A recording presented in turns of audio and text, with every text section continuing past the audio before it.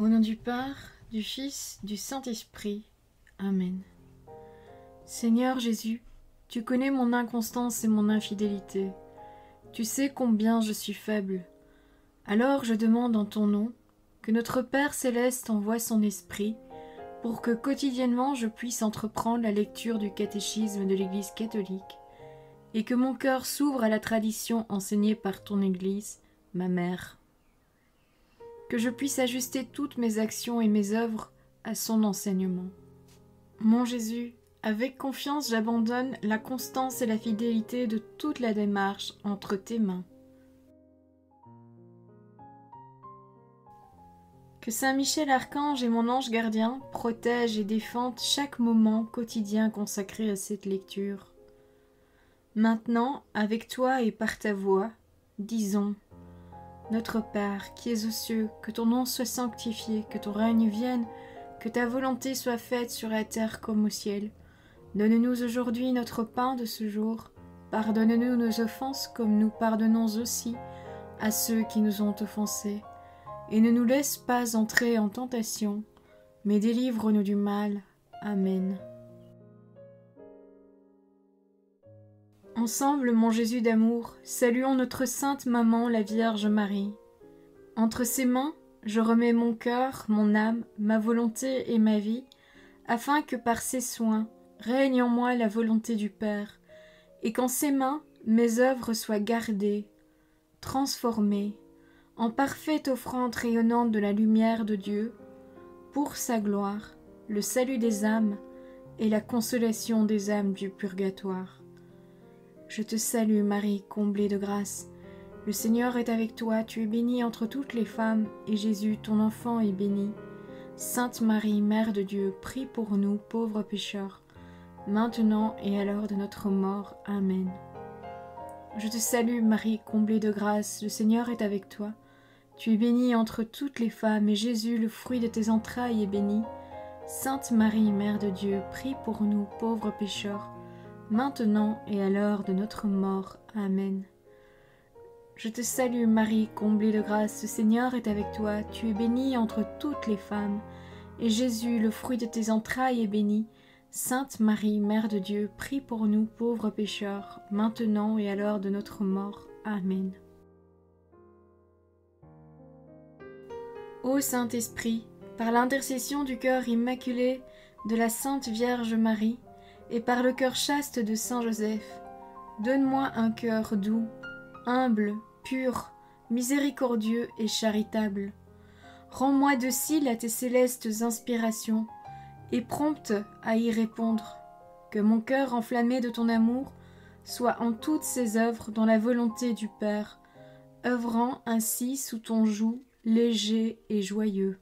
Père céleste, je fais ces demandes par les mérites, les œuvres et les souffrances de Jésus-Christ, ton Fils bien-aimé.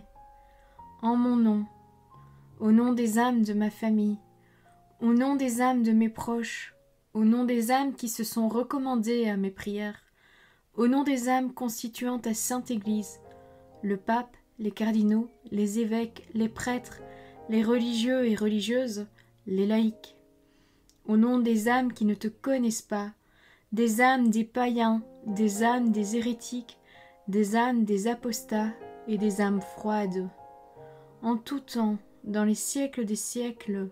Amen. Article 2. Nous croyons. Numéro 166. La foi est un acte personnel, la réponse libre de l'homme à l'initiative de Dieu qui se révèle. Mais la foi n'est pas un acte isolé. Nul ne peut croire seul, comme nul ne peut vivre seul. Nul ne s'est donné la foi à lui-même, comme nul ne s'est donné la vie à lui-même. Le croyant a reçu la foi d'autrui, il doit la transmettre à autrui. Notre amour pour Jésus et pour les hommes nous pousse à parler à autrui de notre foi. Chaque croyant est ainsi comme un maillon dans la grande chaîne des croyants. Je ne peux croire sans être porté par la foi des autres, et par ma foi, je contribue à porter la foi des autres. Numéro 167. Je crois, C'est la foi de l'Église professée personnellement par chaque croyant, principalement lors du baptême. Nous croyons. C'est la foi de l'Église confessée par les évêques assemblés en concile, ou plus généralement par l'assemblée liturgique des croyants. Je crois. C'est aussi l'Église, notre mère, qui répond à Dieu par sa foi et qui nous apprend à dire « Je crois, nous croyons ». Premier point. Regarde, Seigneur, la foi de ton Église. Numéro 168. C'est d'abord l'Église qui croit, et ainsi porte, nourrit et soutient ma foi. C'est d'abord l'Église qui, partout, confesse le Seigneur. C'est toi que partout l'univers, la Sainte Église, proclame son Seigneur. Chantons-nous dans le Te Deum. Et avec elle et en elle, nous sommes entraînés et amenés à confesser nous aussi « Je crois, nous croyons ». C'est par l'Église que nous recevons la foi et la vie nouvelle dans le Christ par le baptême. Dans le rituel Romanum, le ministre du baptême demande au catéchumène « Que demandes-tu à l'Église de Dieu ?» Et la réponse « La foi. » Que te donne la foi ? La vie éternelle. Numéro 169.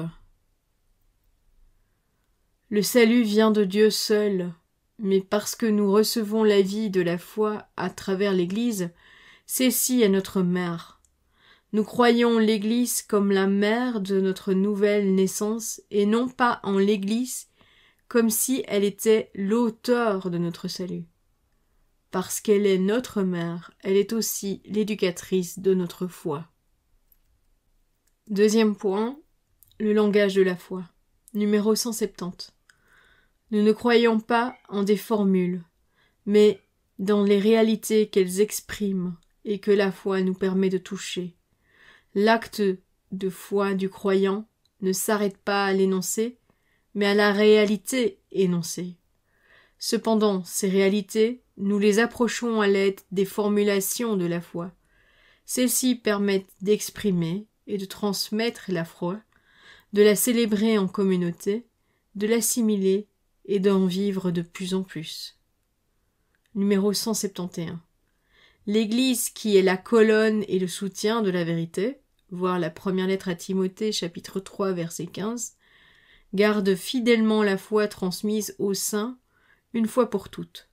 C'est elle qui garde la mémoire des paroles du Christ, c'est elle qui transmet de génération en génération la confession de foi des apôtres, comme une mère apprend à ses enfants à parler, et par là même à comprendre et à communiquer.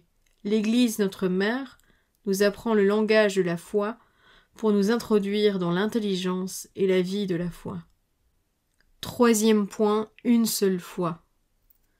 Numéro 172. Depuis des siècles, à travers tant de langues, cultures, peuples et nations, l'Église ne cesse de confesser sa foi unique, reçue d'un seul Seigneur, transmise par un seul baptême, enracinée dans la conviction que tous les hommes n'ont qu'un seul Dieu et Père. Saint Irénée de Lyon, témoin de cette foi, déclare. Numéro 173.